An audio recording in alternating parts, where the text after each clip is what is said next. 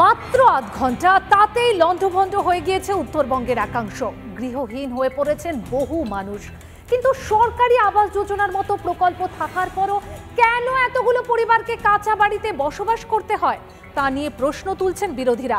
এরই মধ্যে ঝড়ের ক্ষয়ক্ষতি নিয়ে মুখ্যমন্ত্রীর সঙ্গে ফোন করে কথা বলেন স্বরাষ্ট্রমন্ত্রী অমিত শাহ।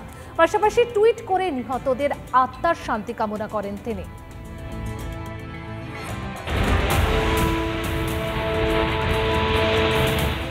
ঝড়ের তাণ্ডবে লণ্ডভণ্ড জলপাইগুড়ি, আলিপুরদুয়ার। মাটির সঙ্গে মিশে গিয়েছে শয়ে শয়ে বাড়িঘর। গৃহহীন হয়ে পড়েছে বহু পরিবার। এলাকা জুড়ে এখন শুধুই হাহাকার।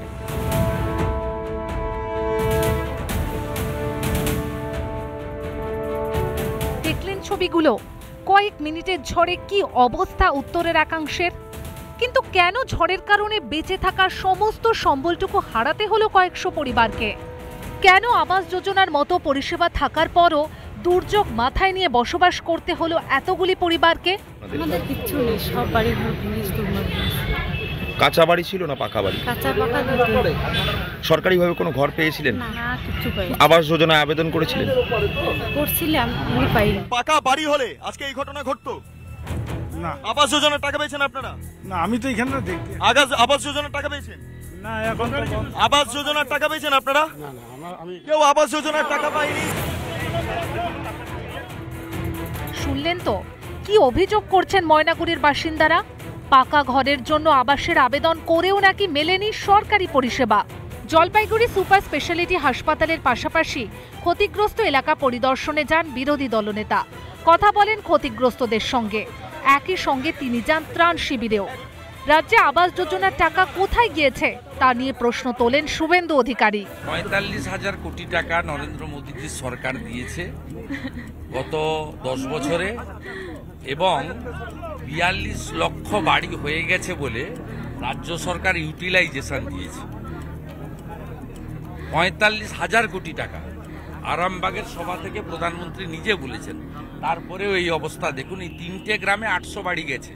এরপরেও তো বিচ্ছিন্নভাবে জলপাইগুড়ি থেকে আলিপুরদুয়ার, কুমারগ্রাম বহু জায়গায় ঘটেছে, কয়েক হাজার বাড়ি ধ্বংস হয়েছে। টাকা পেয়েছেন প্রধানমন্ত্রী আবাস যোজনা? পাকা বাড়ি থাকলে আজকে এই ঘটনা ঘটতো আপনার কি মনে হয়? না, পাকা বাড়ি থাকলে কোনো ঘটনা হতো না। শুভেন্দু বাবুকে জানাবেন কি এই ঘটনাটা? জানাচ্ছি। আমাদের দাদা সব পাশে আছে।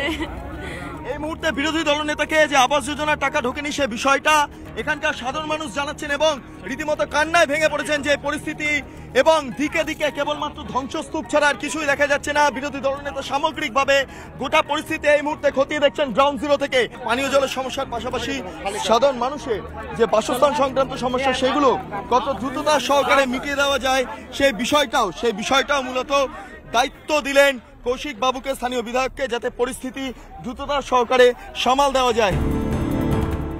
কেন সাধারণ মানুষ আবাসের ঘর পাবেন না, কেন তাদের বঞ্চিত করা হবে তা নিয়ে সরব কংগ্রেসও। চা সুন্দরী প্রকল্পে উত্তরবঙ্গে কি বাড়ি করেছে, পাকা বাড়ি না দোতলা বাড়ি না চারতলা বাড়ি, একবার আপনারা গিয়ে দেখে আসুন। দিদির তো মুখে কোনো ট্যাক্স লাগাতে পারবো না আমরা। কোন চা সুন্দরী বাড়ি পেয়ে কোন চা বাগানের শ্রমিক খুশি হয়েছে তাদের তালিকাটা একটু দেখতে চাই আমরা। রাজ্যে আর কত দুর্নীতি হবে? টাকা দেওয়ার পরেও কতদিন কেন্দ্রের দিকে আঙুল তুলবে রাজ্য সরকার?